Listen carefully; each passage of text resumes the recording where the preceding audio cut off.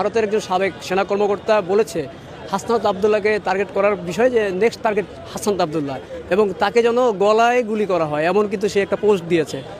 এটা সোশ্যাল মিডিয়াতে ভাইরাল হয়েছে। এখন নিরাপত্তা হুমকিতে কে কে রয়েছে বলে আপনার মনে হয়? দেখেন, আমি আসলে এই সব কথাগুলোকে একটু এড়াই চলি। হাদি ভাইয়ের কথায় বিশ্বাস করি, তো হাদি ভাইয়ের ভয়েসটা তোলার চেষ্টা করি।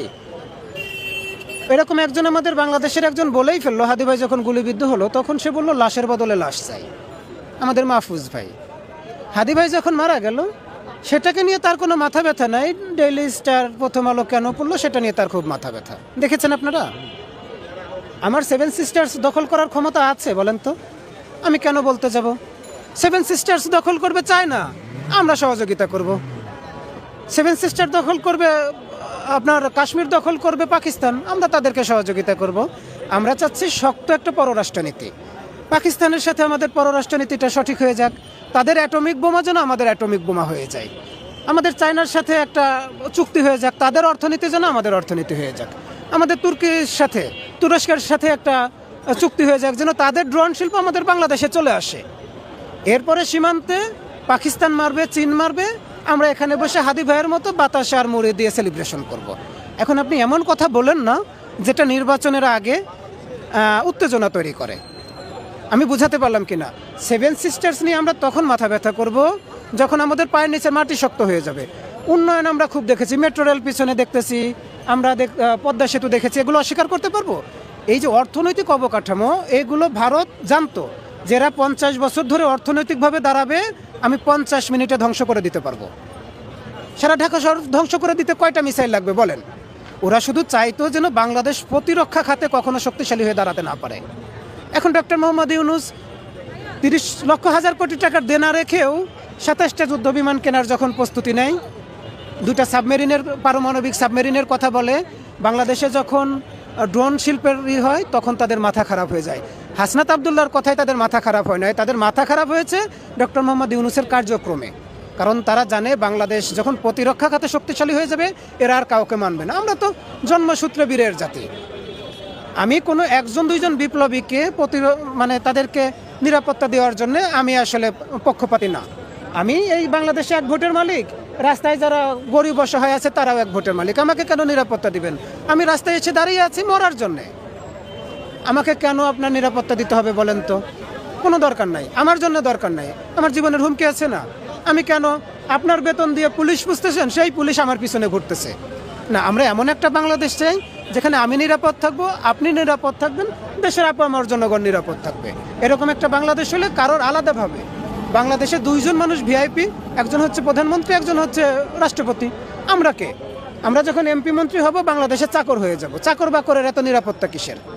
আমি এলাকায় যাবো, এলাকার মানুষ আমাকে নিরাপত্তা দেবে। আমি ঢাকায় আসবো, ঢাকায় আসলে ঢাকার মানুষ আমাকে নিরাপত্তা দিবে।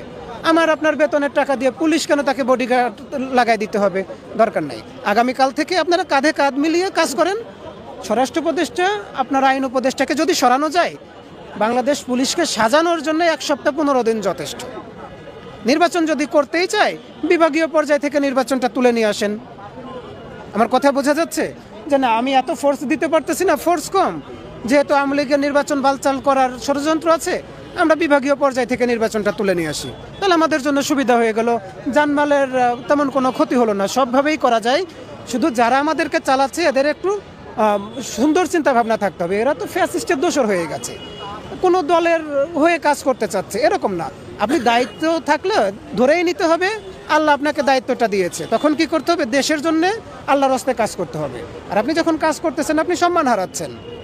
আজকে আপনাকে বোকা বলদ বলে আপনার সেটা হচ্ছে আমরা গণমাধ্যম কর্মীরা শুনতে পেয়েছি যে যারা ঘাতক ছিল তারা ভারতে পালিয়ে আছে। এখন প্রশাসন থেকে, সরকার থেকে কীরকম তৎপরতা আপনারা প্রত্যাশা করেন? কেমন বিচার আপনারা দেখতে চান যারা এই হত্যাকাণ্ডের সাথে জড়িত ছিল এবং যারা সংশ্লিষ্ট ছিল তাদের? আমি আসলে বিচারের শুরুটা দেখতে চাই।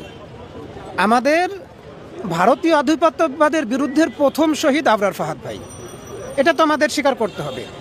আবরার ফাহাদ ভাইয়ের খুনিদের ফাঁসির রায় হয়ে আছে, কোনো এক অদৃশ্য কারণে আবরার ফাহাদ ভাইয়ের খুনিদের ফাঁসি হচ্ছে না।